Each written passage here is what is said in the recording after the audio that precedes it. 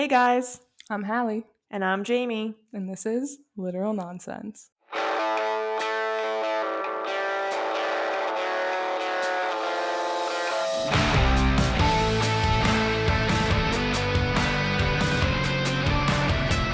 Episode 30! Holy crap, that was aggressive. I knew that. You didn't know I was going to do that. I didn't. I And didn't know. I just wanted to do it. Okay. That's a Rock big out. deal. Rock out. What It's a big is? deal. Episode 30? Oh. I'm like The delayed. fuck? Okay. Yes, 30. That's a 30 big... weeks, essentially. And it happens to be my favorite season of the year. Spooky season. That's real though. That's true. I'm so fucking excited. And we are kicking off spooky season. We actually, number one, we said, oh, we'll do every other Sunday. And I just love spooky season so much that I conned Hallie into doing another book this month. Yes. So we'll actually have 3 episodes in October, just because we wanted to do so many spooky books. Mm-hmm. But we kicked it off with with a doozy. Yes. I don't really know how I feel about this one. Okay. Well, so our first book in the roster of spooky season spookiness, we read Pet Sematary by Stephen King.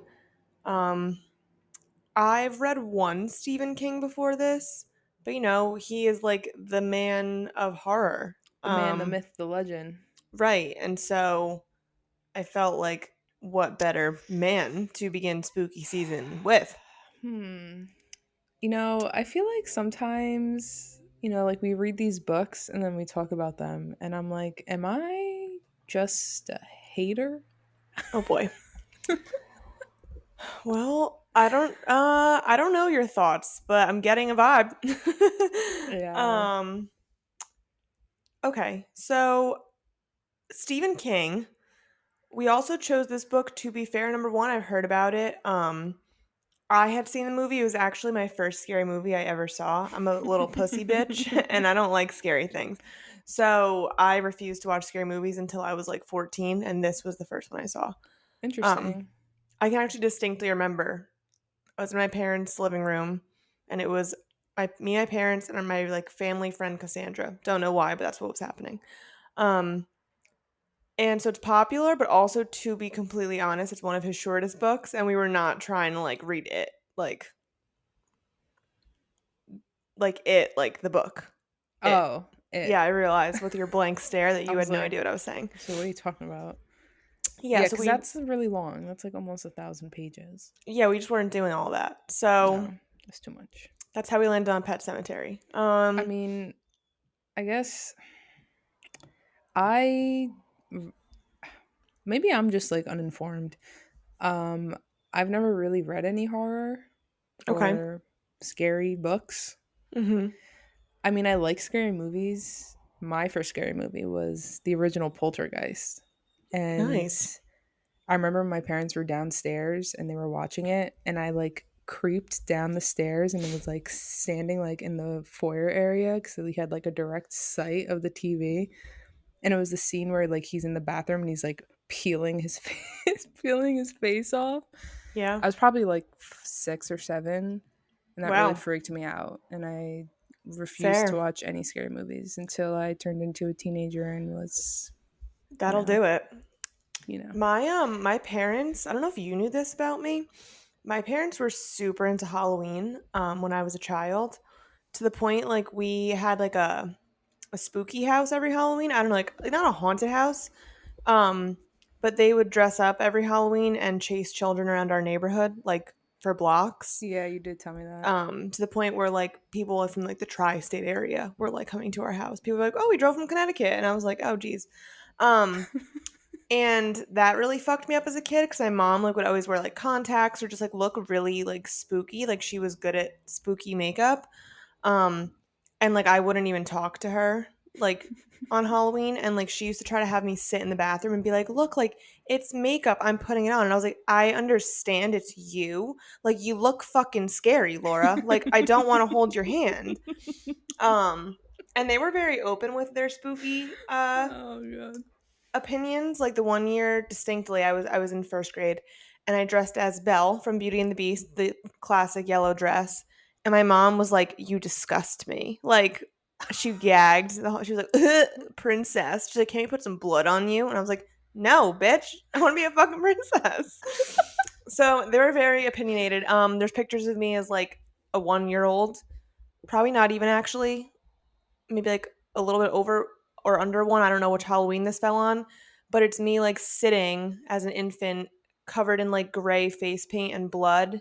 And like this, like their front yard was like a gravestone, like graveyard with tombstones. And there's pictures of me like sitting in it, and people used to think I was a decoration, and I would start moving. So spooky vibes started real early for me. I should like find some of these pictures and put them on the Instagram. Oh my god, this is hilarious, actually. Well, your So contact photo is like the one of you, like when you're young, yes, yes. with We'll like put your that one on face the all Instagram painted and too. stuff. Yeah, no, this was like always my life. And we loved Halloween. Like Chelsea used to come and stuff, and like our parents would always scaring kids. And we'd have like a record of like how many kids cried, and they would like order us pizza inside and be like, "Go eat your pizza and count your candy." Because I would like go trick or treating with like other people that were responsible adults. Hmm. Um, and I would come back to that, and it would That's go to like that's midnight, one crazy. a.m. That's really The next insane. morning, we had like a lost and found because people would like ditch their bikes and like not come back. What? Yeah, it was like a whole like legit thing. My dad would like build things for this. Like, someone used to stand like a ghost costume, and so he built like a platform with a fan underneath it that would like blow air so they were floating. It was like a whole. It was really quite elaborate. Wow. So also part of the reason I mentioned that is a little shout out to my dad. Well, my mom too, I guess. But it was his copy of Pet Sematary that I read, which was Hmm. nice They're because cute. they just that's the only novels they have. It's like Par for the horror course. books or like Wiccan Yeah. things. There's no novels. That's so funny. Yeah, so I was excited to like dive into that because that's like the only books I ever like saw in my house growing up. Hmm. Um and clearly this deferred me from horror for a while, from like scary movies and stuff. Yeah. So I also really haven't read horror. Yeah, I mean, like, obviously Stephen King is a box office name for sure. Mm-hmm. If you ask me to name any of his books, I am not able to do that. But like, I know he Yes, you writes can. horror. You Besides literally it and Pet Cemetery, I don't know any other ones. The Shining. You do know that. Oh, okay, yeah, I do know The Shining, Which I'd be intrigued to which read. is a really good movie, by the It way. is, it is. I had read the only thing I read by him was The Outsider. Never read Um it. yeah, it wasn't like super whatever, but I do know the other like the classic ones like The Shining and It. Hmm. Um I mean, I will which say I was very initially turned off to reading Pet Cemetery just because I was like, oh my god, there's gonna be dead animals, and I don't want to deal with that. Like, I get very fucking, I don't know, like really weird about like animals and dead animals and of like, course you do.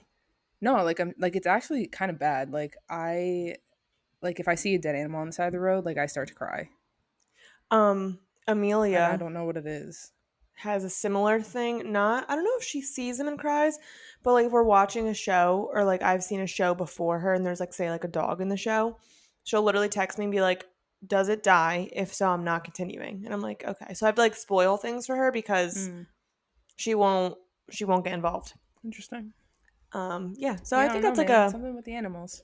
it's a human reaction, but so yeah, so Pet Cemetery I was excited to read. So as I just mentioned, that was my first scary movie I saw. I know we have different experiences, but I knew what I was going into reading this book. I knew what to expect.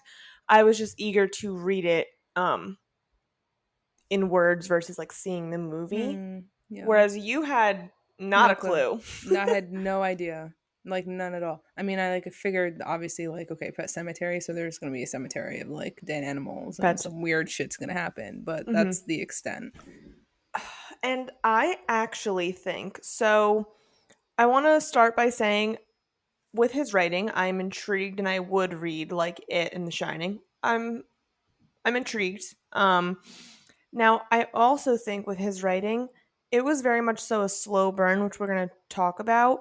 But I think I actually enjoyed it more knowing what was gonna happen because like I was like, fuck, like, the whole time because I knew what was gonna happen. And Yeah. I think with his writing style, that almost made it better because it was such like a slow, meticulous burn. And I Hmm. was like, it was almost making me more anxious. I'm like, when is it gonna happen? Mm. you Okay. know?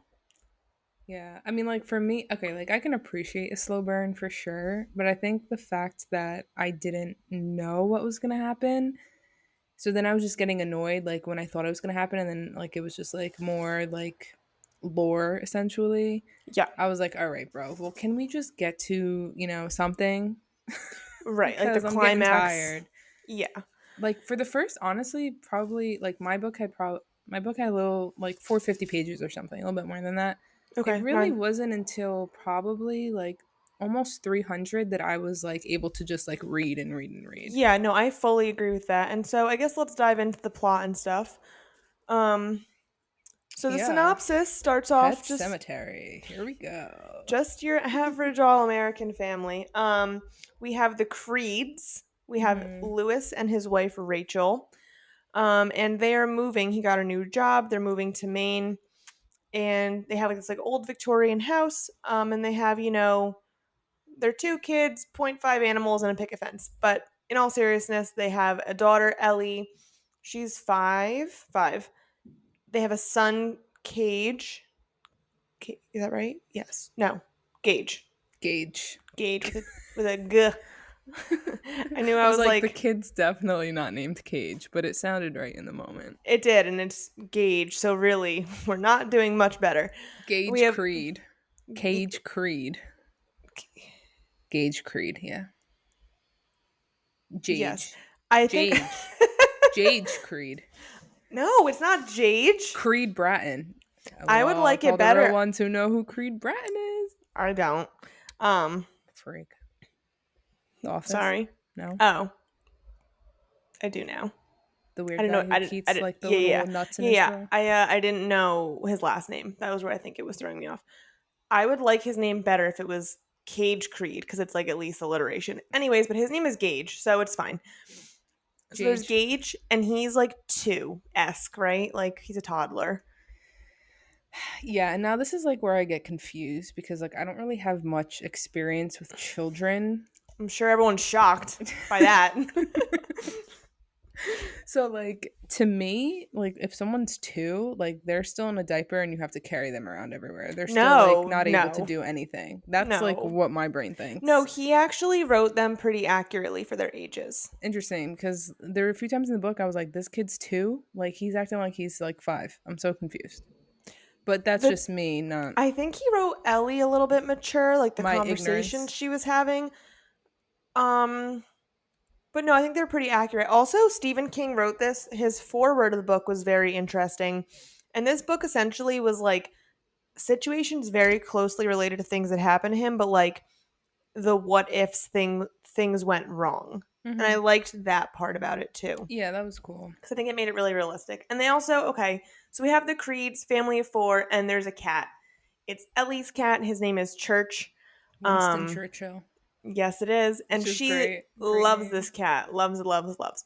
So they moved to this wonderful house, and across the road we have a wonderful couple. We have Judd and Norma. Of course, their names are Judd and Norma. Um, They're and they're old, just, yeah, they're just sweet, old, sweet, like old all timers, you know? American, Yeah.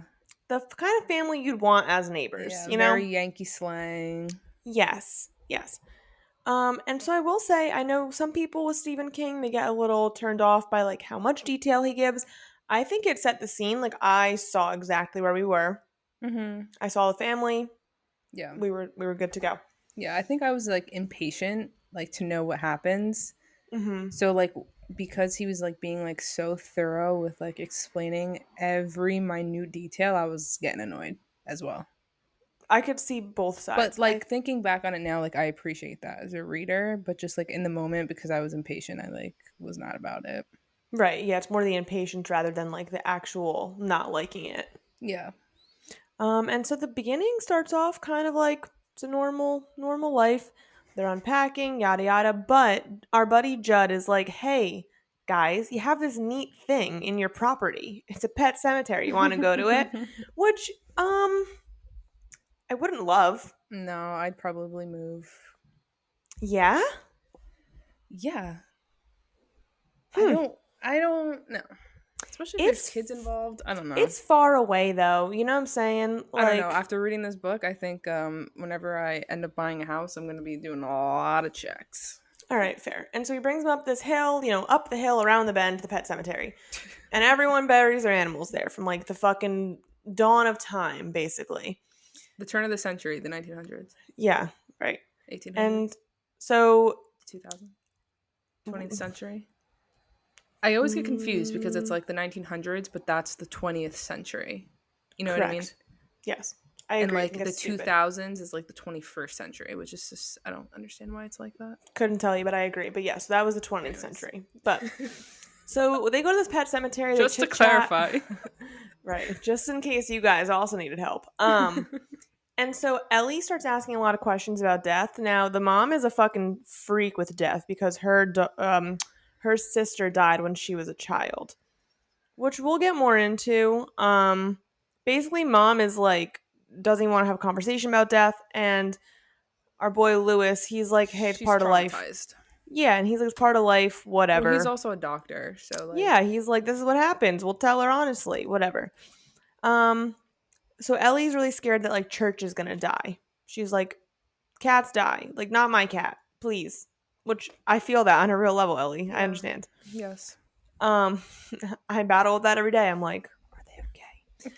Um, so we kind of are getting introduced to just this idea of death super early on, which I liked that overall vibe throughout the book. Even with Rachel and her sister, Hmm. I liked that it was like a conversation. Even at the slow points, it was really like getting the point home about like just death and dying, which, Okay. joyous. Well, because in the beginning of the book, I think Stephen King, I guess, said it, and like Judd says it in the book, like sometimes dead is better. Yeah. And that was like the overall motto of the The book. book, yeah, for sure. And so, it's like that can be applied to anything. It's like if someone's suffering with a disease, like sometimes like just dead is almost more merciful and better. Well, yeah, I mean, like, Stephen King takes that to a whole new fucking artistic level. yeah, I mean, like, I don't know. So, like, his relationship that grows with Judd is like really wholesome in the beginning, and it's, Yes, I mean, like, it's wholesome throughout as well. But like, I feel like things didn't really start to click for you. until the end. Um, so like, I don't know. Do we want to just like get into the meat of it? I mean, yeah, because the meat of it really starts, not the meat, but like Like far in the book. it is far, but the wheels start turning on Lewis Creed's first day of work. He's working at a college, and they're like, oh, you get sore throats and nothing crazy happens. And his first day of work, a fucking kid gets hit by a car and like bleeds out on his office floor. Yeah, And which there's is like, crazy because he goes into like detail of like his like brain matter oozing on the carpet, yes, very detailed. and I was like, that's crazy.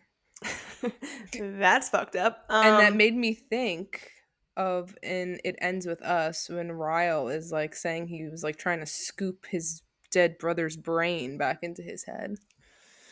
Yeah, that also has to be traumatizing. We're like, oh, Ryle, we have a new empathy for you.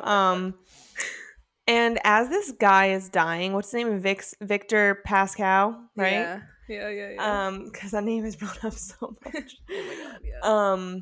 But isn't that funny? Half the books we read, we can't remember their names, and this book, I'm like, I know everyone's name, their age, Yeah, like he does a good job of making you remember his characters.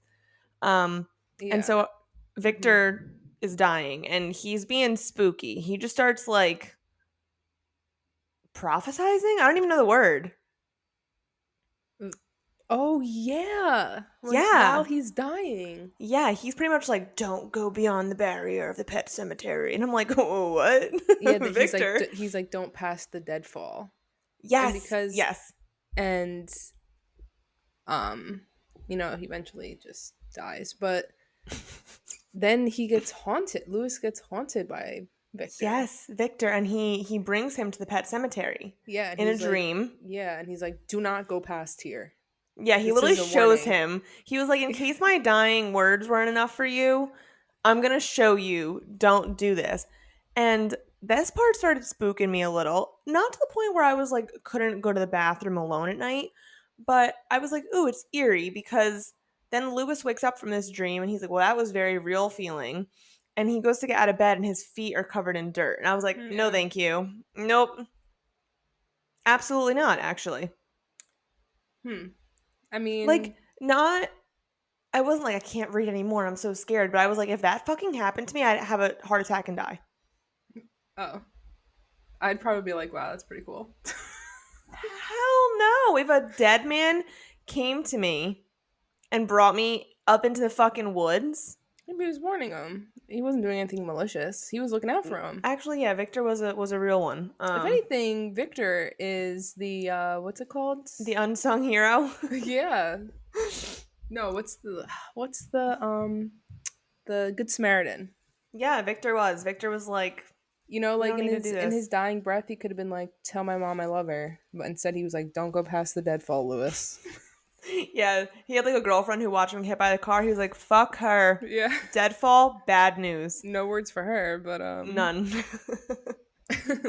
well, anyway, so obviously there's like some type of lore that is surrounding this pet cemetery and what is beyond the deadfall, right? Right, right. And doesn't Judd mention something as well about the deadfall? He's like, "Oh, you shouldn't go past that too." Doesn't he Yeah, say that? Judd like briefly mentions it. And he also just seems like he knows something, but he's just like not saying or not willing to. And we're like, put that in your back pocket for later, I think, Yeah. early on. I mean, like I thought it was interesting how he's like naming all these people who have like buried all their dead animals in the pet cemetery. And Yes. he's like listing them all off. He was like, "Oh, my dog Spot was up there," and all this stuff. And then like Lewis, obviously, because this is just natural human thinking, is like, "Oh, have any humans been buried up there?" And Yeah.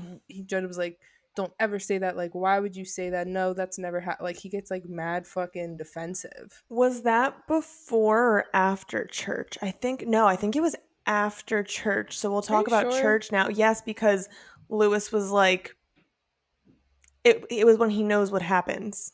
And he's like, has they ever buried a human Mm. up there? And Judd was like, do not do that. Oh yeah, yeah, yeah, yeah. Um, but Judd, where we first start knowing backtracking slightly, we know that something's going on because Judd mentions or shows Lewis and his family the grave marker for his dog Spot and was like, Spot died of old age at the age of 10 or whatever. And Lewis is like, great. And that's mentioned early on.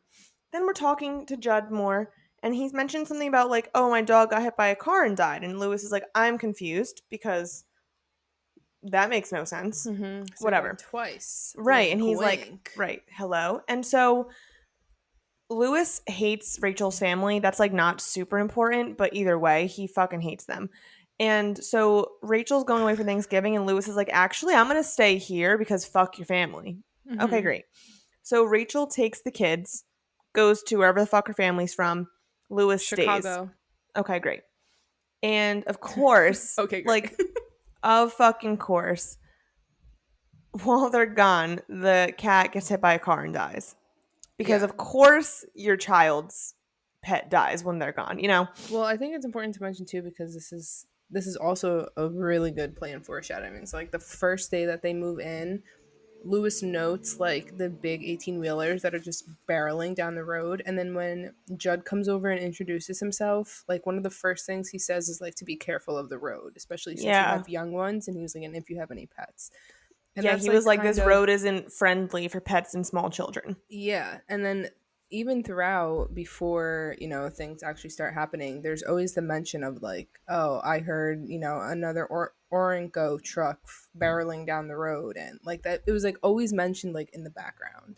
Yeah, and it's like you can, and with Stephen King, which I appreciate, you never know what's like important, or he just writes every detail so meticulously. You're like, oh, maybe he's just setting the scene. Like, Mm-hmm. he wants to set the scene that you can hear a truck go by. Yeah. And sometimes those details are insignificant, and other times you're like, oh, well, that was important. Mm-hmm. Yeah. So I like that because some authors, when they say something over and over again, you're like, oh, I gotta know this. With Mm-hmm. him, he says everything so detailed that you don't necessarily know it in the moment. Yeah.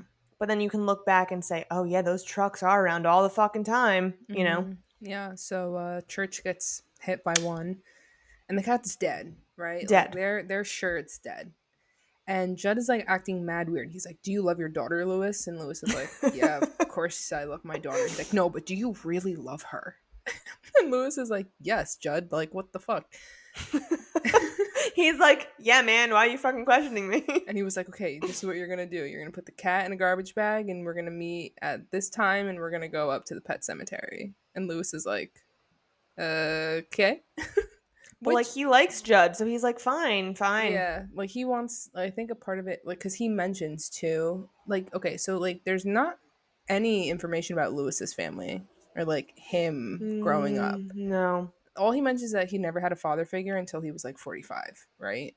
And he Yeah, doesn't like, have so, a, yeah. so he doesn't have a good relationship with his in-laws either, right? So Hmm. like I think it's also, it plays into like him wanting to maybe make Judd proud in a way, or like, you know what I mean? Well, he Like, mentions in the beginning, like, I moved in and gained a father figure. Like, yeah. this is his. Yeah, so I think that there's a good point that you So make that like he's he's. like taking his word as like gold, and like, And he's like, sure, like, you seem older and wiser, like, hmm and you also know the area, whatever. Like, if you feel so passionately, he's like, fuck it. yeah. What was that saying that when you were younger and it's like, oh, like if your friends did something, like, are you gonna go do that too? Remember If that? your Like, friends jump off a bridge, are you gonna jump too? yeah, something like, yeah. Like I feel like if Judd was jumping off a bridge, Lewis was also jumping off a bridge. For sure. And so they go up to the fucking, they Yeah. march up there. Ding ding ding. And obviously, maybe I'm just so smart. I knew they were gonna go past the deadfall, obviously. For sure. But again, it's like that fact of like he's not even like questioning Judd. Like he's like he has like his like moments of like, what are we doing? Like he's like remembering the warning, but like he's still going.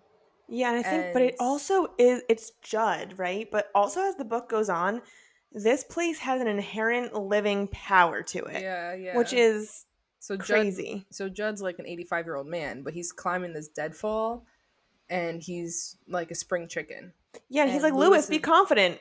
yeah, and Lewis is like, "What?" But like Lewis is also realizing that like, he's able to lug this cat and his tools Right. up the mountain to get wherever it is that they're going. And all the while, like Judd like isn't really talking to him, but He's it's giving him definitely like bleak, like, like just not little like warnings. instructions. Yeah, like he'll be like, oh, if you hear weird noises, it's just some birds. Keep walking. Like, don't look down. Like, he'll just say, like, things. Yeah, so which is interesting because obviously like they're going through and he's like they hear like this crazy like maniacal laughter, and like Lewis stops like dead in his tracks, and Judd like turns around, he's like, "Lewis, keep going." Yeah, he's Don't like, those noises, they're not like they're birds. Like, they just sound yeah. weird. And then but then I'm like like, also like Judd. yeah, but like he's also explaining it that there's like loons down at the bottom of the mountain, like an old psych whatever was there, and like the people just live there now or some crazy shit like that. Mind you, this all takes place in the 80s, which I feel like if there was ever a time to get away with anything, it was the 50s to the 80s. Just saying. Agreed. Um Holy. like this would not be happening No, now. now, never. You could not. But anyways, so they make it up to the top, and there's like another Burial cemetery. ground. Yeah. Yeah. And Judd's like, this is where the magic happened. Literally. Well, he doesn't say that, but like, No, but he's like, we're burying the cat here. And he still doesn't tell Lewis anything. He's like, bury your cat. And Yeah. he's being very, like you said, like instructional. Like, Lewis, Mhm. pick up the shovel. Lewis, bury your cat. Do a good job. Do you love your daughter? And he's like, yeah, bro, what the fuck? Like, Yeah. okay. So he buries the cat. They walk back, and Judd's like, come over tomorrow and we'll chit chat. And Lewis is like, that was fucking bizarre. Like, Yeah. But then this is weird. he also mentions, right, it's like the next day and he like when he first wakes up and he like it doesn't feel real. Like he almost Mm-hmm. forgot like That that this all all that happened. happened. Yes. But he Which says like spooky. he's like a little sore. Like when Yeah. they're doing all this, he's like, wow, I should be like winded, but I'm not. And like Mhm. the next day, he's like, oh, now I'm feeling it. Whatever. And so Lewis is just minding his own damn business this nice, fine morning without his family. And I think he's like working on his car or something. And The then, day after Thanksgiving. yeah, and then all of a sudden, here walks in the cat. Yeah. And Lewis is like, I what? thought you were dead. And so he's like, oh, I dreamed he died. I dreamed we went up there. Perfect. No big deal. And then he looks at the cat, and the cat has like the bag remnants on its whiskers. No, Mhm. no, thank you. Um, and he's like, okay, well, I guess I'm going over to Judd's house Yeah. Like he right starts like now. hypothesizing, right? Like, Yeah. oh, like maybe he wasn't dead, maybe he was just unconscious, but like this is where I start to realize I think that like I wouldn't say if Lewis is an unreliable narrator, but he's not very reliable I think Lewis is a little because crazy. yeah, and then I'll beg the question after we finish talking about the whole book, was Lewis ever, mentally there to begin with? Mm. But I digress. Um Hmm. because like the whole time he's trying to hypothesize, like did you forget that you had to bury this cat fucking 4 or 5 feet in the ground, cover it with dirt, and then you put a cairn on top of it, which is like its headstone, like rocks. Yeah. I get what you're Like, saying. And like, I do. But at the same time, I think, for example, if something dead walked through my door, I you would also probably try to explain this because you're like, well, that's not possible. You know what I'm mm, saying? that's true. So and he even said he was like after we did that and like I realized like we did go up to like the second burial ground. He was like, I had a feeling this fucking cat was coming back. Like he was like, I Hmm. knew. Like part of me knew. And like as a reader, Exactly. you get that sense too. For Like sure. you're like, ah, this cat is coming alive. Yeah. Hence the name um, Pet Cemetery. So he right. walks on over to Judd's and he's like, "You got a lot of talking to do, buddy."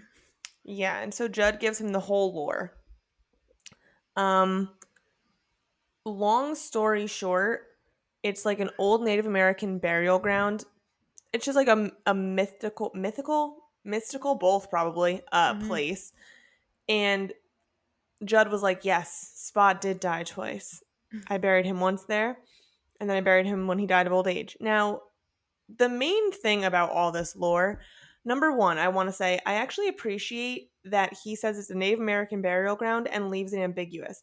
I think the problem with horror movies and books now is they try to explain everything. Oh, it was this, it was that. Leave things just spooky and unexplainable, and I appreciate that more, I think. Hmm. So that's number one. I just wanted to make that point. Number two, what's really important to know about this lore, aside from all the things that Judd says, he explains that things that are buried in this ground don't come back quite right. Hmm.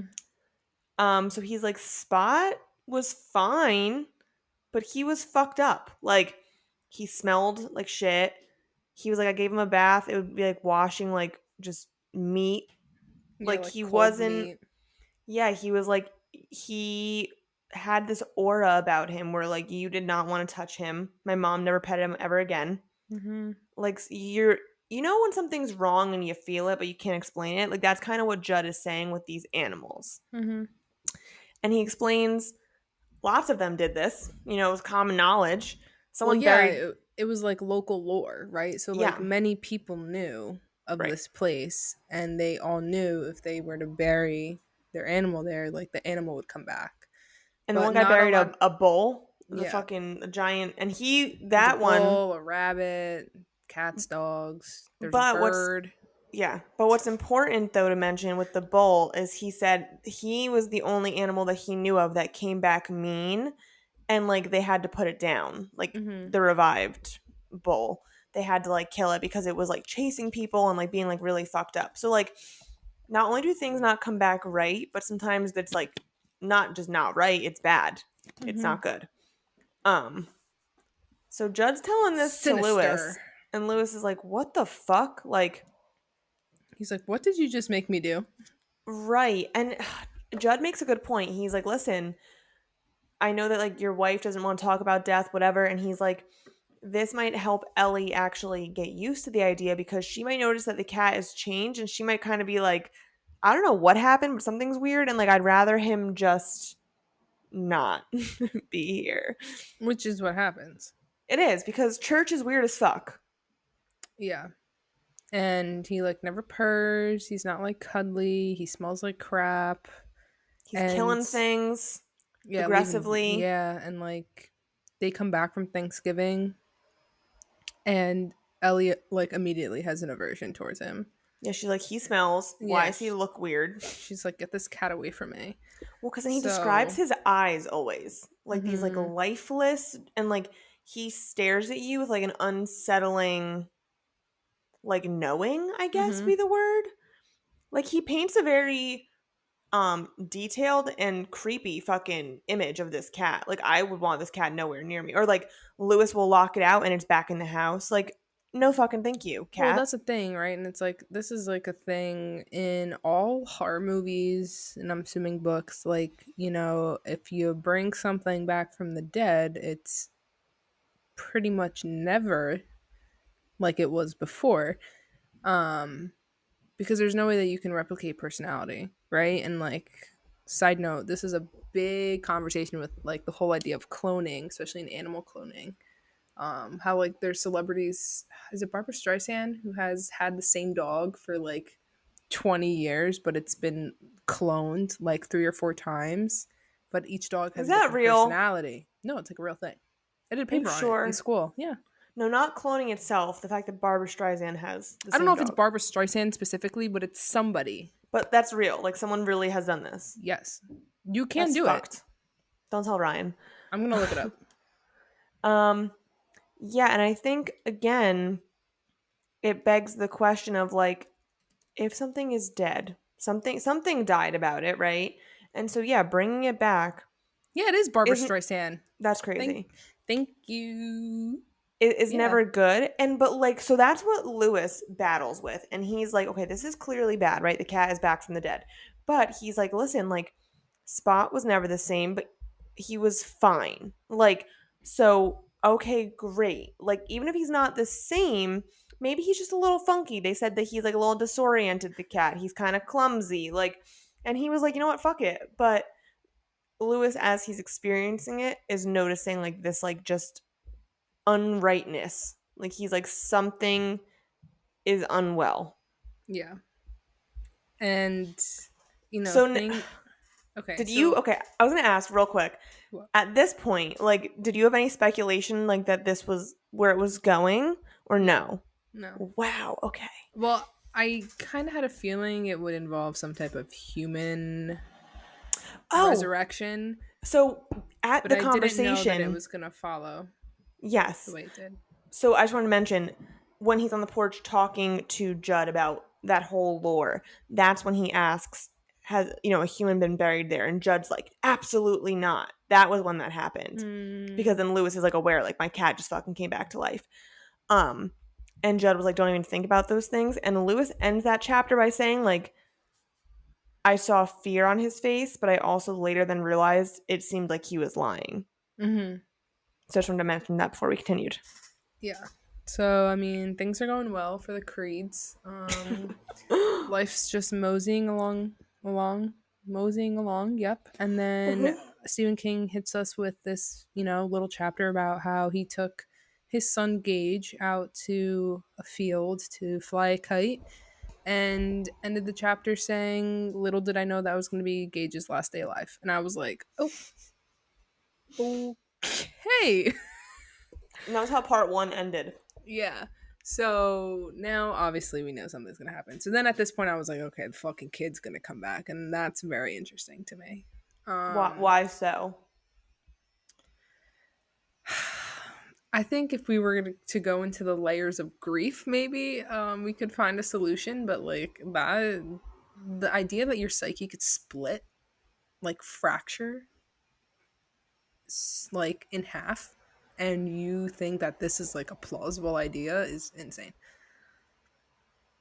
I mean, what I think is also even more insane is the fact that you see your cat is fucked up. And he's like amazing. So after part one, we know that Cage, Gage, yes, it's Gage. I literally say the wrong one in my head and I'm like, that's it. Okay, anyways. We know that Cage, no, it's Gage. Whatever, I can't. If I say one or the other, I don't care. We know the fucking baby's gonna die. But in part two, it's like a slow build up to it still. Oh my god, yeah, this was excruciatingly slow, which Mm-hmm.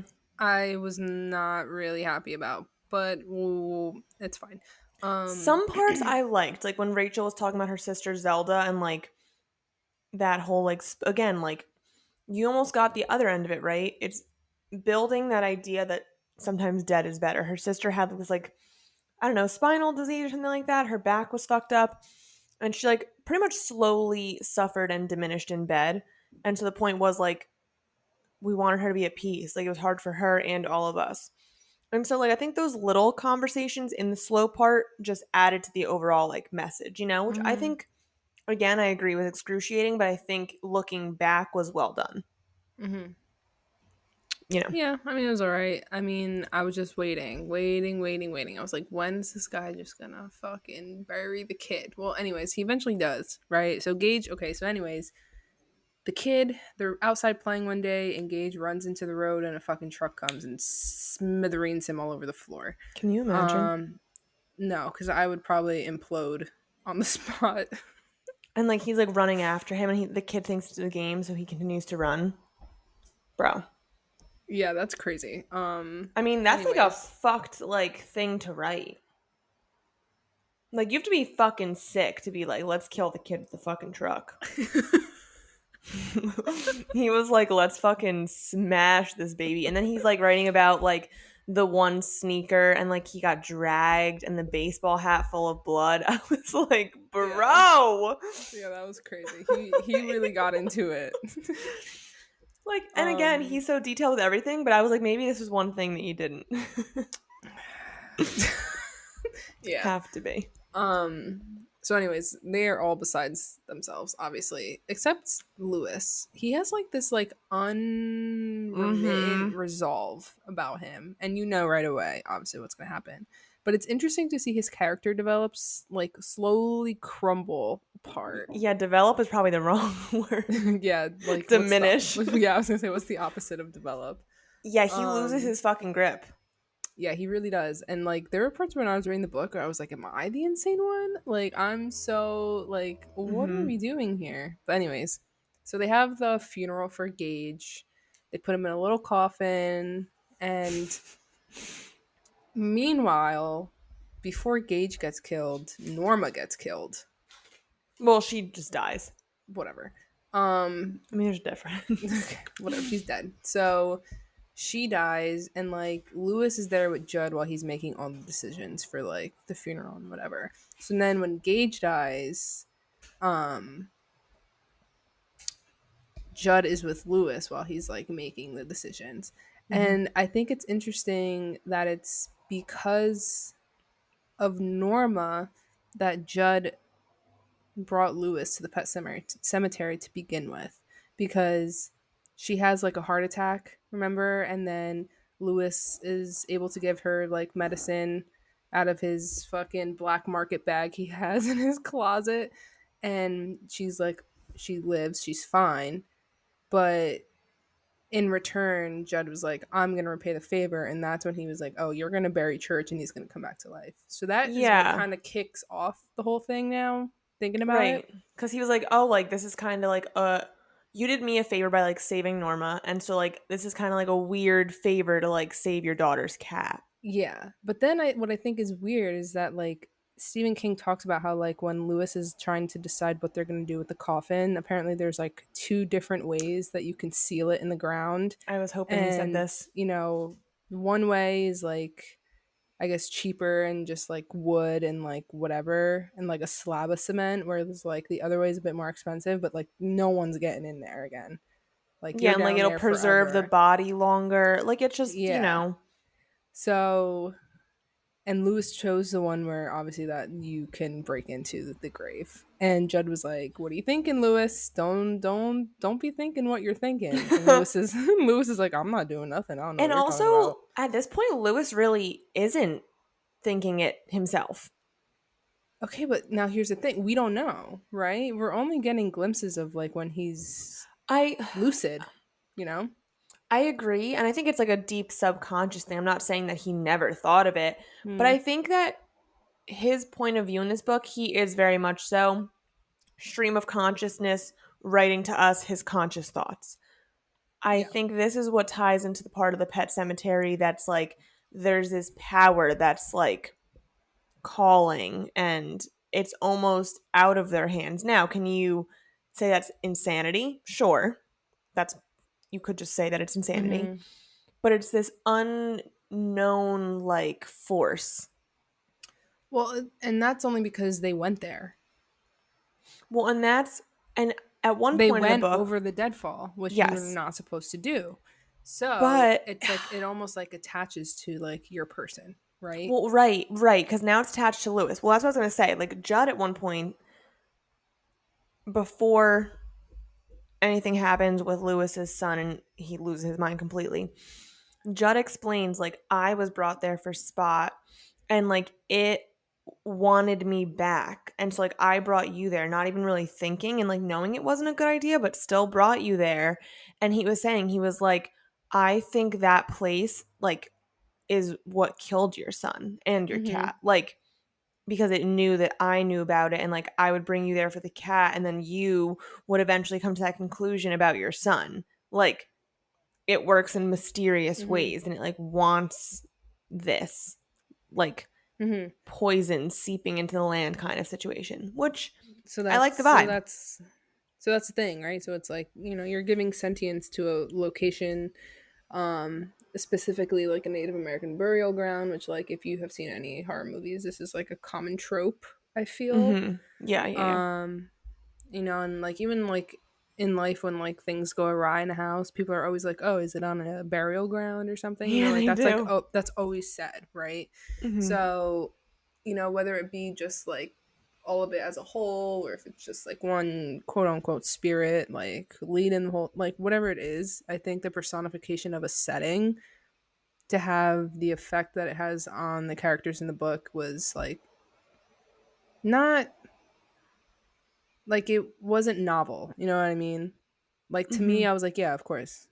I wasn't like, Yeah, no, it wow. wasn't like unique. Right. I get what you're saying. But I Yeah. did appreciate that was the reasoning because, again, like in this book in particular, it's like, is grief just making this man insane or is there really forces like guiding him? Mm-hmm. And I think that was done well and like ambiguously. And because Lewis explains in the book as things progress, right? So they bury their son, they have the funeral, and now he starts doing things almost out of his control. Again, is it the grief and like he knows what he wants to do? So is that talking?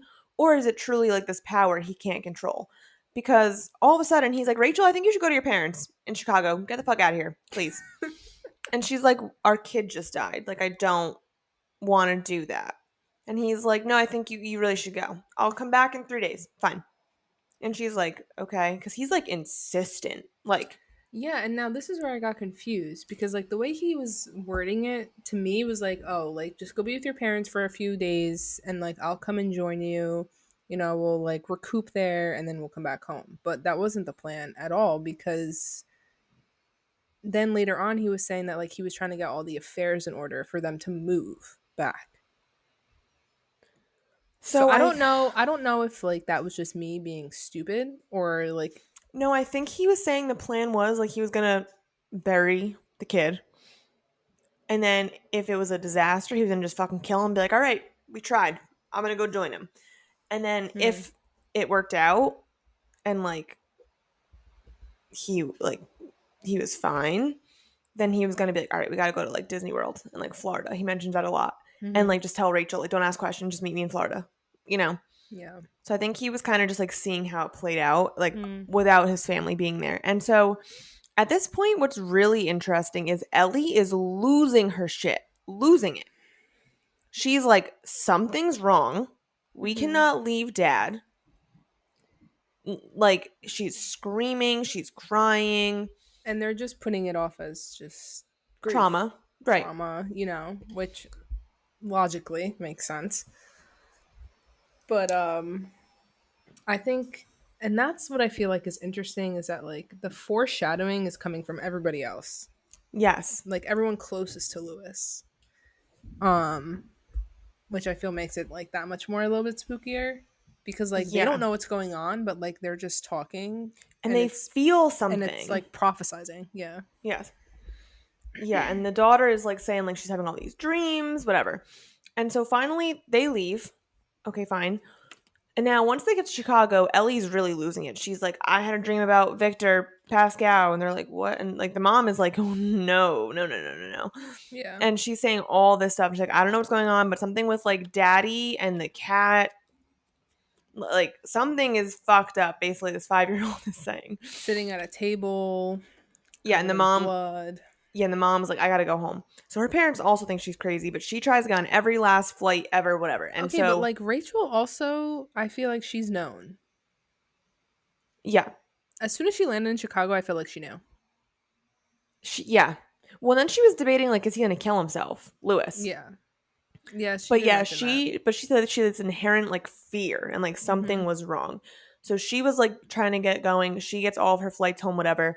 And she said, like, Ellie had this almost adult look of like relief. Like, Mm-hmm. please go. Yeah. So now at this point, she keeps calling home and no one answers. So she calls Judd and she's like, hey, like, where's Lewis? And he's like, where are you? And she's like, we're in Chicago. And Judd's like, fuck, fuck, like, fuck. Like, this is so bad. So now they have this plan. So Rachel's on her way home. Judd won't tell her what's up, but Judd's like, I'm going to sit awake and I'm not going to let him do it. And so now Lewis is like losing his shit. He's fucking, I mean, he has this whole elaborate plan. And this part is very detailed. I didn't mind this part being detailed so much because I was like, almost it's unrealistic to believe. Bro, the whole cemetery scene of like him trying to break into the cemetery and like get the kid's body, I was like not about at all. I I get was what you're like, I don't saying. care, bro. Like, just tell me you get the kid and you're going to Pet Cemetery. No, and I felt that was half of how I felt. The other half of me was like in some books when something happens, you're like, but how would they do that? Like, wow, how convenient. They just got the body and now here we are. You know what I'm saying? I almost was like, Mm. I appreciate the thought that went into this that Stephen King was like, "Oh, I'll tell you how to get your kid out of a cemetery." And I was like, "Respect. You really thought about how to dig up a body." I was like, "Stephen King, have you done this?" Yeah, Like I that's think how he's not telling realistic it was. us. Yeah, which okay, whatever. It's fine.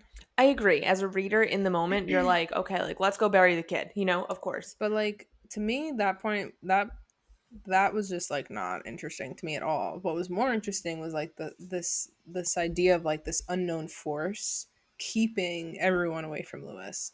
So like Yes. Judd keeps falling asleep. He can't stay awake. He's had like a few cups of coffee and he just like can't stay awake. He dozes off. Rachel, she misses her flight. She rents a car, but like, she can't stay awake while she's driving the car. She ends up at a truck stop and then she goes to get coffee. She drinks 5 cups of coffee. She goes back to the car, brand new car, by the way, and it doesn't start. Mhm.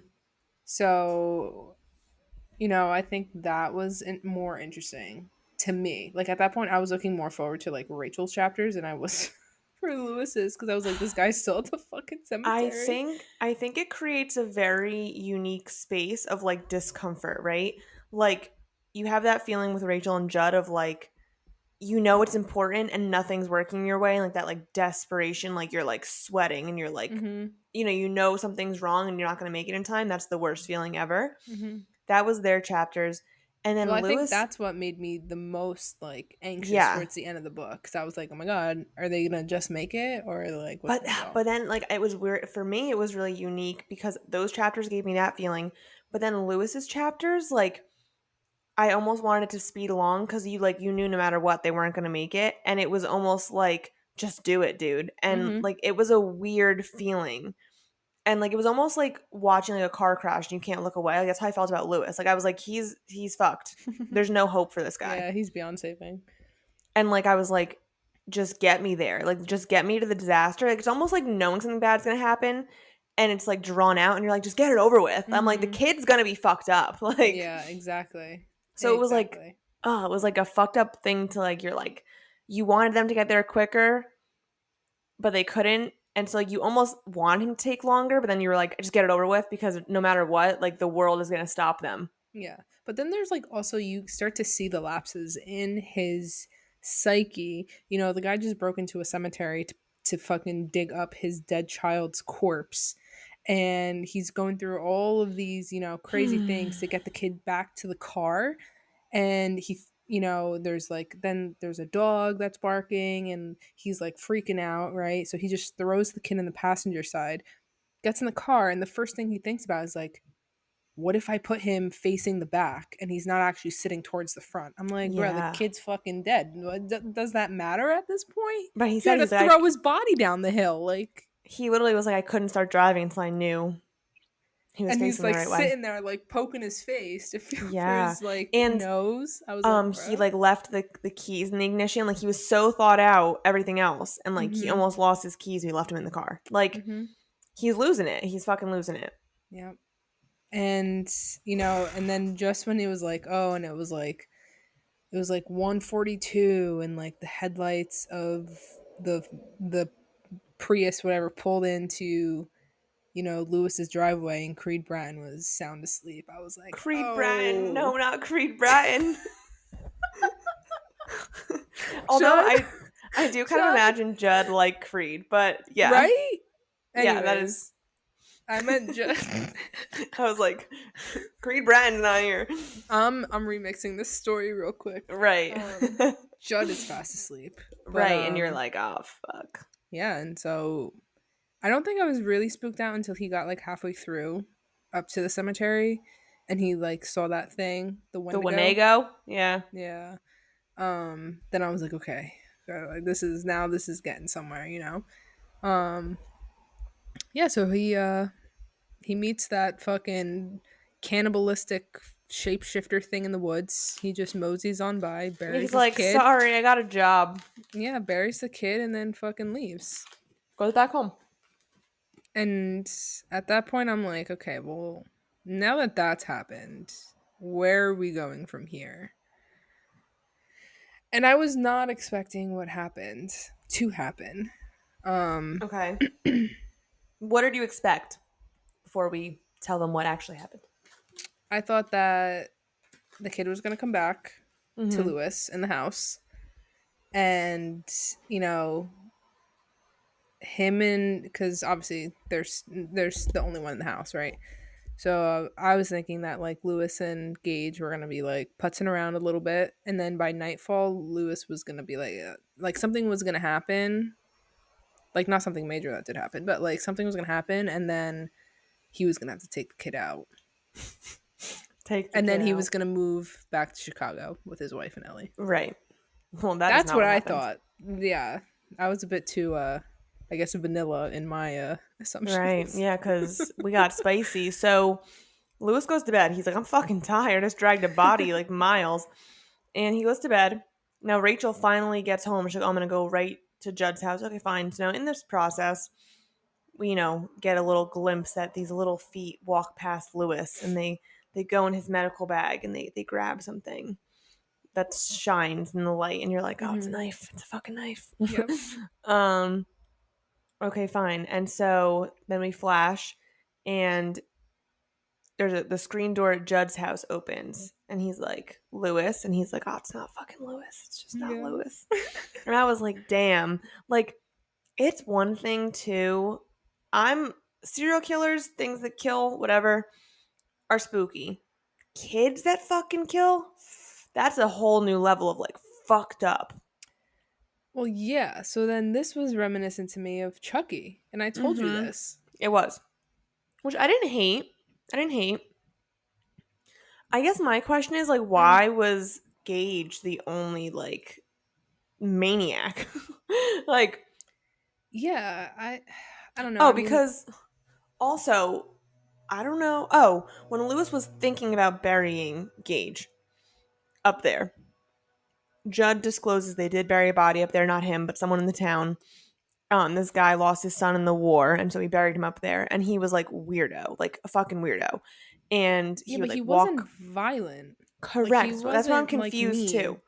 But they did mention that they're like this weird all-knowing like he was mean. He was mean, not violent. Remember when they all went to go like Oh confront yeah. him and he Well, he was wasn't like, like vicious, you know. Like it's not like he was fucking dragging around a scalpel, fucking killing everyone on the road. no, for sure, for sure. But he was definitely mean. He was malicious. Like he would say things. Apparently he would say things that like no one knew, but like your deepest, darkest like secrets. Like there's like a power in these like undead now, whatever. Mm-hmm. And so, okay, obviously we know that it's Gage at the door and Church walks by and Judd's like, oh, I'm so fucked. They're like both here. Like, great. Like, fuck. Tag team. And on top of like the fact that there's this undead toddler looking at you, which is terrifying and enough to make you fucking die, Mm-hmm. he then in his little child baby voice starts like demonically yelling at Judd. And I was like, no, no. Okay, and now this is where I'm confused because like, how do you let a 2-year-old overpower you? Judd, I mean, like, come on, you fucking were able to climb the side of this mountain to get to the cemetery. Like, But I'm was that sure. magic? Okay, but I'm sure the old fucker has some type of, vigor in him. This is life or death. I felt like he put up no fight. You're probably scared shitless. You're probably just like, Does Okay, but don't you have like adrenaline running in your body? I don't know. yeah, When I I'm got you. scared shitless, I'm like fucking, I'm ready to go. Yeah, kick that motherfucker square in the little head. Literally.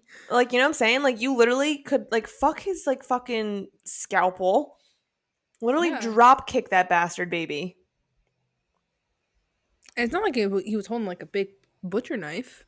It No, was a he's a little baby scalpel. scalpel. You know what a scalpel is? It's small.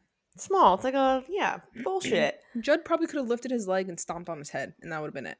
Didn't didn't something happen like Judd like was walking back and like tripped and then like he jumped on top of him like you know? I think there was like something happened like that where it It was was like church. Church tripped mm, him. oh my god, the demon twins working together, bro. What? Yeah, that's fucked. And so yeah, so we know Judd is no mas, no more.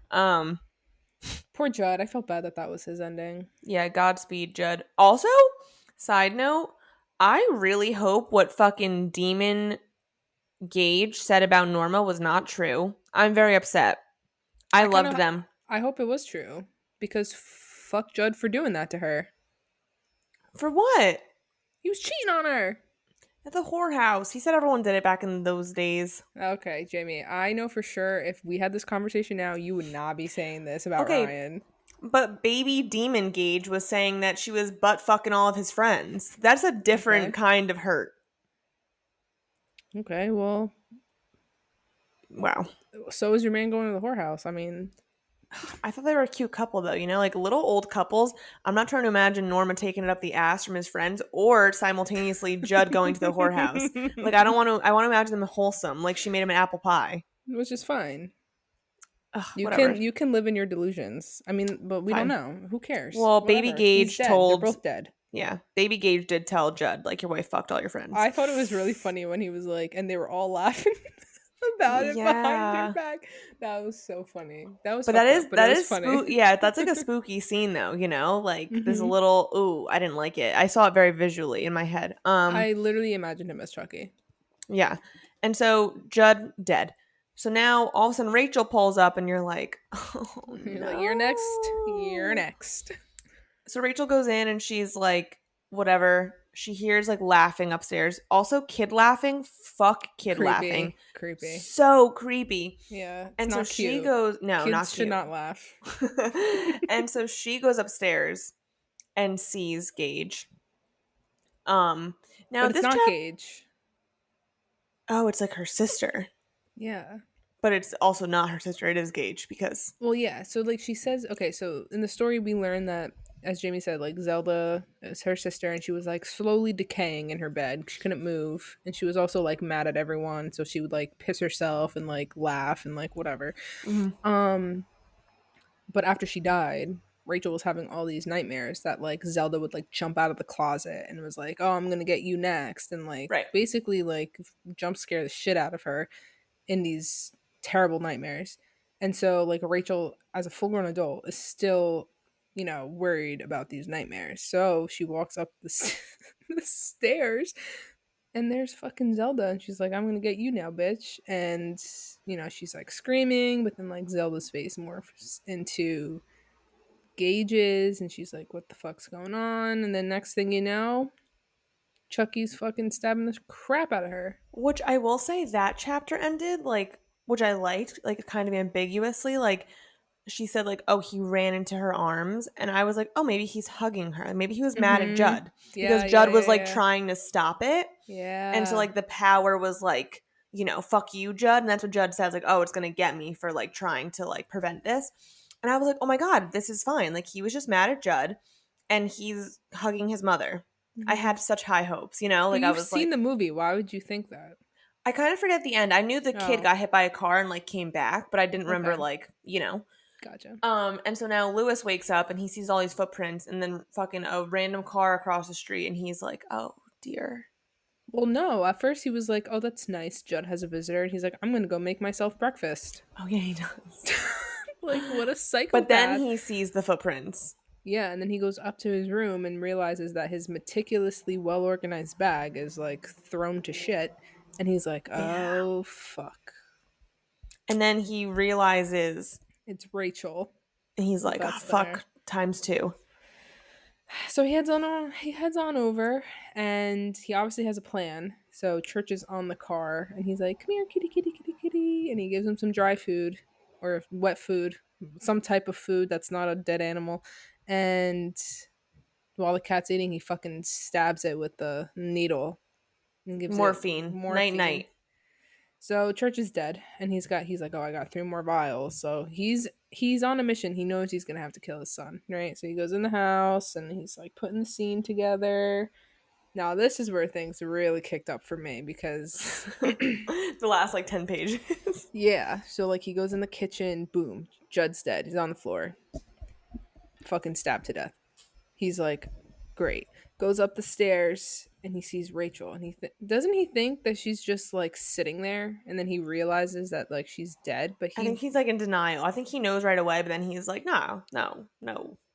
but I think doesn't he like slump to the floor too, and isn't he just like staring at her, and then he like mentions that something looks off about her, and as soon as he said that, I was like, oh god, do not tell me what I think is gonna happen. And sure enough, she's been eaten by Gage. Eaton Yeah. did Did you miss that part of the book? I don't know. Maybe did I block it out? Are you sure this happened? Yeah, let me pull up the receipts real quick. Yeah, what? Because why else would they talk about the cannibal fucking Wendigo?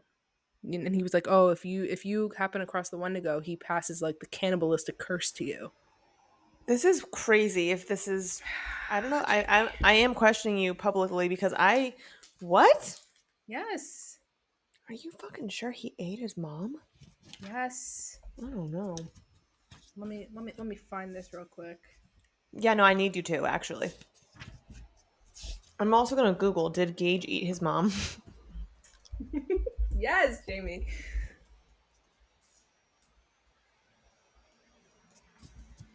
Okay. Hi, church. I'm so sorry. Oh my god! What? He does. I told you, right? Yeah, Rachel had not just been killed. Something had been dot dot dot. Something had been at her. Click. That click was in his head. It was the sound of some relay fusing and burning out forever. The sound of lightning stroking down in a direct hit. The sound of a door opening. He looked up numbly, the scream still shivering in his throat, and here was Gage at last, his mouth smeared with blood, his chin dripping, his lips pulled back in a hellish grin. Suddenly he saw her, really saw her, and Lewis Creed began to scream. Yeah, the kid fucking ate his mom. Yeah, I googled. Did Gage eat Rachel? And it says Gage ate one eye and part of the flesh on her face. Well, that the book doesn't say that specifically, but Well, that adds to it. anyways, Wow, that's fucked up. yeah, I had a feeling that was gonna happen. I was waiting for it. I was like, there's definitely gonna be some type of fucking cannibalism in this book, and there it Wow. Okay. was. Well, so his demon child ate his wife, and so Lewis is like, "Fuck this kid," That was which funny. Lewis does fine. He's like, "Okay, you fucking 2 year old," stabs him, like like very easily. Which is crazy again, just to show like the psychotic break within the brain, right? Like he went through all this trouble to dig up his dead kid to bury him again so he would come back to life because he loved him so much and he wanted him to be still a part of the family. But then in the instant that he realizes something is amiss, he's like, yeah, this kid's gotta die. He's gotta die. I mean, how a miss is crazy. He just killed two people and ate his mother. So like, a miss is kind of a like a. I'm not saying that he shouldn't have done it. I'm just saying like, But again, that begs the question where I really lean into like this like outer force. Like again, also I like the fact that Lewis is a doctor and he like knows better, right? Like he was like, yeah, church is unnatural. Like it's better off, and he even says like Gage is better off just dead. But he okay, literally can't well, fight it because he knows it's a possibility. Whatever. Okay, fine. So he fucking kills the kid. He's like, fuck it. And so then he lights the house on fire. And he's like, like I imagine like one of those movies where they walk out and the house like blows up behind them. yeah, yeah. And so his doctor friend, the book ends. His doctor friend's like, "Oh, I'm This I really was not expecting. no, me either." His doctor friend's like, "I'm worried about Lewis." So he goes to check on him and he sees this figure walking up the hill. And right away I'm like, "Stop." Carrying a white bundle. Yep, and I'm like, "No. No, no, no, no, no." So this guy starts running. He's like, "I don't even know I'm running." He's walking up a hill like who fucking cares, like whatever. Yeah. And he catches up to him. And Lewis apparently is old. He's like has white hair. He like looks like a 90-year Yeah. old. Like he's And all fucked up. this is where I was really confused. I think it's just like maybe just spooky or like the trauma or like the power or whatever. Because they say when like a trauma happens, you could like just go all white and like like that does. No, but I don't think it was I don't think Lewis actually looked like that. I think Steve was imagining that. No, because after the fact, when Lewis is talking to the cops, he said he had to wear a baseball cap because he's like, it'd be crazy if I had all white hair all of a sudden.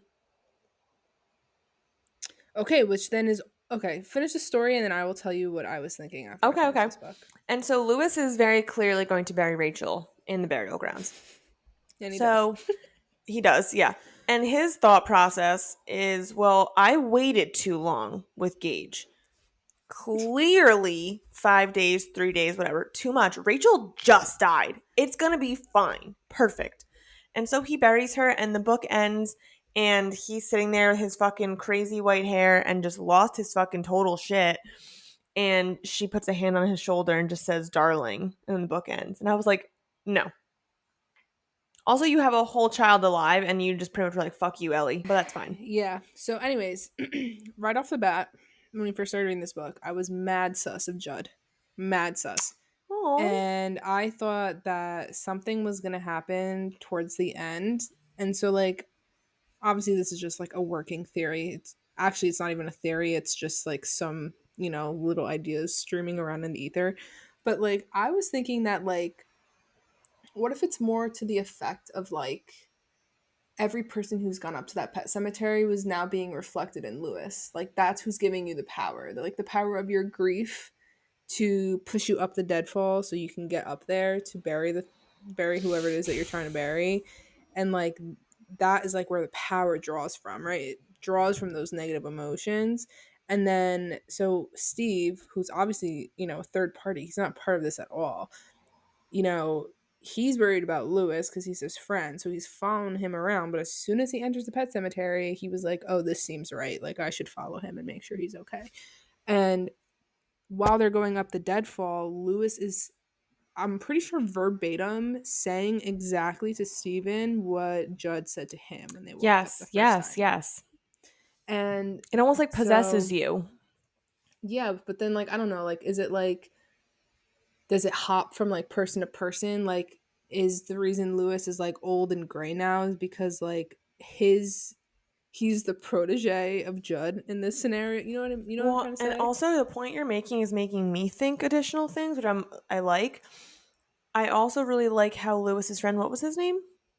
I think it was Steven or Steve. Yeah, maybe Steven. Okay. So I also like, I think that the Pet Cemetery also preys on people who like have issues, right? And so we learned about Judd, like cheating on his wife, whatever. Like there's like things, right? Like Hmm. insecurities.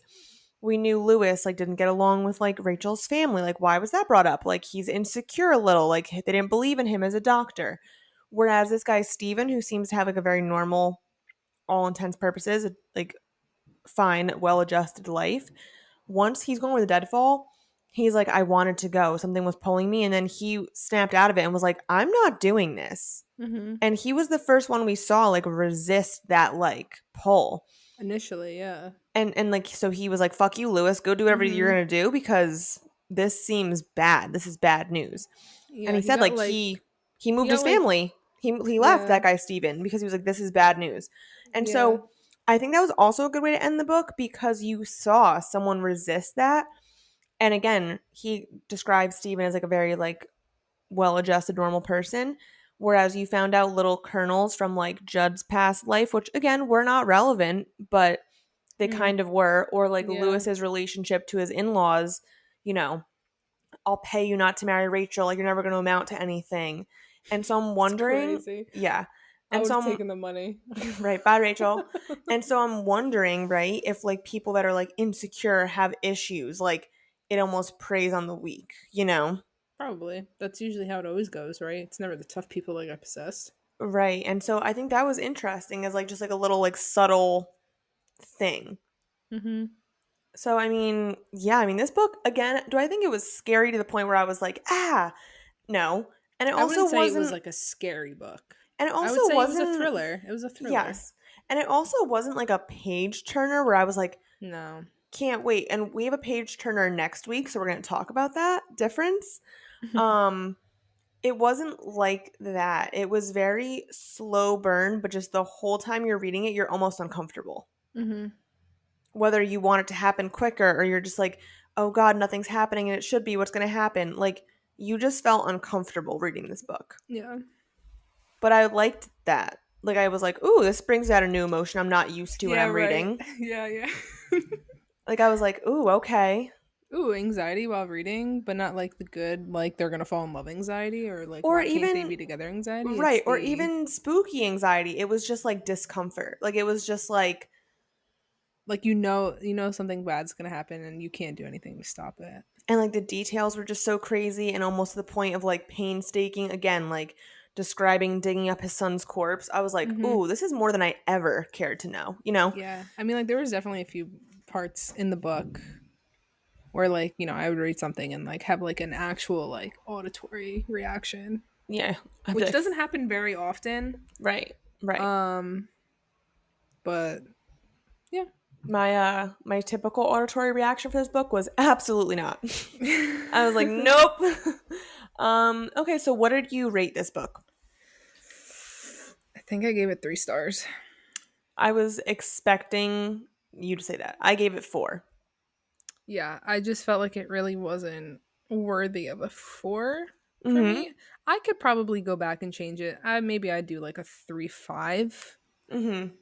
but I just kind of felt where the fuck are my books? Oh, here they are. Yeah, 3 stars. I just Yeah. felt like I think I went in with a lot of expectations and I Mm-hmm. didn't get them, and I think that's what kind of threw me off, even though I had no idea what the book was about. Um, I which yeah. which I think is obviously like on me, like it's not the book's fault. Um, but I don't know. I think the slowness of the book is what I just really didn't gel with it, and like yes, the ending was crazy, but I felt like the slow build up to it was not justified. I get what you're saying and I feel the exact same way, but the reason I ended up giving it 4 stars was because again, I've never felt this way reading a book, like the discomfort and like I appreciated like all the work that went into it. Like, you know, you could tell he's a good writer. Like and like he Hmm. has a very certain style Yeah, for and sure. like it was all thought out, and like the slow burn again almost like made me just like very uneasy, uncomfortable. Like I've been rating books less emotionally lately, not Interesting. fully, but like more from like the literary stance of like, okay, Okay. like You're such a scholar. I get what you were doing, and I like, even if I wasn't like, oh, this is the best book ever, and I'm like turning page for page for page, right? Like, so for me, I could read a Colleen Hoover in like a day. Maybe I don't know about now because now I've noticed all these things literarily or whatever. Um, but I used to be able to read them in a day, but now looking back, I'm like, that doesn't mean that it's a 5-star book. Like it's just Mm-hmm. easy. Whereas Yeah. this, it might have taken me a little bit longer and like been a little bit more mentally like strenuous, but I was like, oh, I appreciate this fucking book. Yeah. Sure. Yawning. You're like, that was boring. I was like, actually, this whole conversation sucked, but Yeah. I mean, and then I was thinking about this too. I was after I finished Pet Cemetery, it was like it's probably like 11:30 at night, 12 o'clock at night. I was like, oh my god, I have to turn the lights off and go into bed alone. I'm Amazing. scared. I wasn't scared, but it was just like that unsettled feeling, you Yeah, it's know? unsettled for sure. And like I said, like I Yeah, think horrors now, it's always like some bullshit reason, yada yada. Like that movie with fucking Nicolas Cage, I forget what it was called, Long long Legs. legs. Hated Yeah, it. I hated that movie. I still want to watch it though, It's but just dumb. Like again, they try to explain everything and it's always like, oh, this is what caused it. And I'm like, give me like a Blair Witch project. Like we don't know what's going on. Like, like the classic, just good. That's it. It could just be a demon. You know what I'm yeah, saying? Whatever. Um, Speaking of movies, real quick, I just wanted it's to update you just a guys. demon. Right, it's just a fucking demon. But speaking of movies, real quick, I forgot. I wanted to say this in the beginning, but I didn't. I did watch It Ends With Us. Big negative from Jane Bow. It was what I expected. Um, A yeah, disappointment. yeah, exactly. Thank you. Thank you. I probably could go on and on about why I didn't like it. I won't. I just didn't get the same feeling from the book. I think Blake Lively's kind of a bimbo. They very much so made Ryle like the aggressor right off the bat, and that's like not necessarily how the book read. Like after the fact, you could see warning signs, but they very much made him like gaslighty slash like moments that he was cute in the book, like aggressive. Like the first night that she stayed over and they like didn't have sex, they just slept and they like kind of decided to be together. He was like a dick that whole scene. Like it Hmm. was weird. Like I was like, that's not what happened, Our and realities differ. yeah, I watched it with Chelsea, Amelia, and Ryan, and everyone said it sucked. So that's that. I will not be watching that. Just a quick update before we ended. However, I did want to mention that I think I'm gonna watch the movie Pet Cemetery, the original Okay, so I OG. we could do it together maybe because I haven't seen the original in a long time. But Ryan actually said he thinks the remake was better in one of the rare cases. Okay. Yeah, because I know they did a remake, but I was like, I kind of want to watch. But I don't know how I feel about like watching the original and then like watching the remake like right after. I feel like Fine. that might be too much of Who the knows? It's story for spooky me. season. Can't get enough. Um, Valid. Other news: Housemaid is becoming a movie in New Jersey, and Sydney Oh, it's in New Sweeney. Jersey? Yeah, it's in Morristown. They're filming. Like she's coming. Oh, shit. Yeah, a lot of people in the New Jersey book club they were writing about it because they got like letters in their mailbox saying like we're looking for a house to film if you want to like volunteer your house in Morristown. Mm-hmm. So and Sydney Sweeney is Millie and Amanda Siegfried. I don't know how to say her last name. Seifrid? Seyfried is Nina, Millie is the killer. Nina is the mom. the mom. Mm-hmm. Interesting. I'm into it. I'm excited. I think Sydney Sweeney does a good job of playing like that fucking crazed bitch because if you've seen Euphoria, you definitely have seen that. But like, Yes. And like a doe, but starts off like doe-eyed. yeah, I'm interested about Amanda Seyfried though.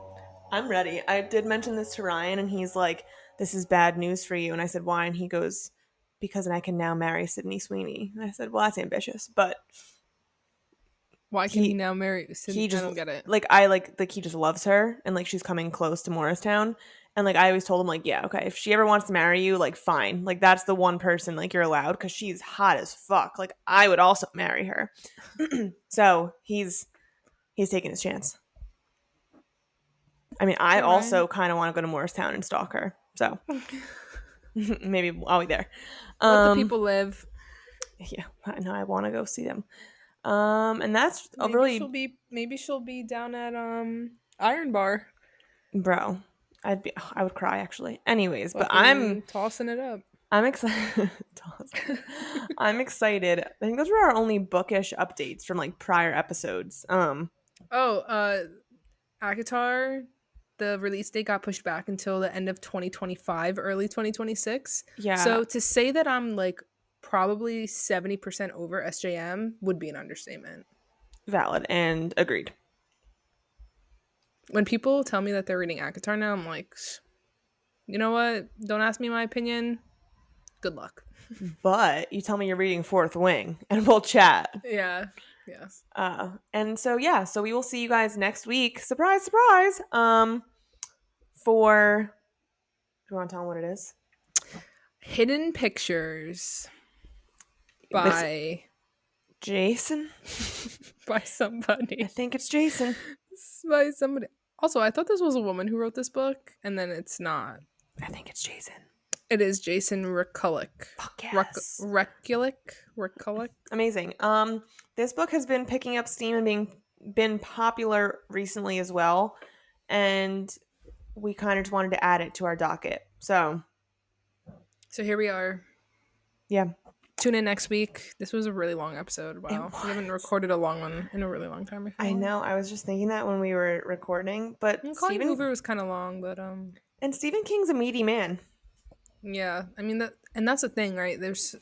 I mean, my book was 460 pages, I think, but like the font was small, you know. Yeah, I think it just warrants because again, there's all these subtleties he does. There's all this like nuance and like overarching themes. Like he does a good job. So it's like it Yeah. warrants a conversation on top of Mhm. just the crazy bullshit he writes. Yeah. So yeah, this is kind of like almost like a non-purposeful deep dive. I think it will be a little bit of a while though if I'm going to read Stephen King again. Like probably next doc. Yeah. Now that I know that his like what his writing style is, Hmm. I just I mean, I'm assuming his other books are kind of slow as well. Like have a slow build up, so I'm Yeah, not like really about that right now. I'm down to like read it like next October. Like I'm not that's reading it. I've heard it's great, but yeah, I'm like not gonna read I've Stephen seen the King. movie 1, 2, and 3. Yeah, Are there 3 movies or just 2? I I don't think there's remember. just two. Whatever. Yeah. And I don't really like it. Okay. I'm not a clown person. I mean, I would argue a lot of people aren't clown people. I just like don't like that type of not Mm, that like it like makes me uncomfortable and scary. I just don't care for it. You know what I mean? valid. Anyways. All right. Well, Well, Jinx, you want me soda? Thank you all for listening. We hope you're all having a great start to your spooky season. oh, If you read Pet Sematary, definitely interact with us on all our socials so we can have a conversation and like, comment, subscribe. Make sure push notifications are on. No, wow. Holy shit. I've been All watching a lot of right. YouTube lately. Sorry. Amazing. All right, Hal Gal. And we will see you guys next week for our almost like little bonus episode. Hidden Pictures. Jason, we're coming for you. I'm sure he's pumped. All right. We love you guys. We'll see you next week. Okay, bye. Bye. Mwah, ha, ha, Bye. ha, ha, ha. Oh, God. That was scary.